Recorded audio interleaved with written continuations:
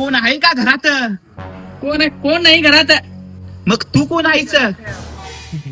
बालका, तू 3 महिन्यापासून भल्या मोठ्या संकटमध्ये अडकल्यासारखं वाटायला लागले मला.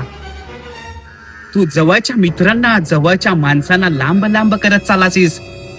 होय बाबा. तुझा एक मित्र 3 महिन्यापासून तुला सारखं सारखं परेशान करत आहे फोन करून. त्याचा नंबर तू ब्लॉक मध्ये टाकलास का नाही? त्या मित्राचे तू 10,000 रुपये घेतलास आणि तू एक फोन उचलत नाहीस त्याचा. खरं बोलते की खोटं बोलतोय? होय बाबा. ह्या सगळ्या संकटातून काहीतरी बाहेर पडायचा मार्ग सांगावं बाबा. या संकटावर एकच मार्ग.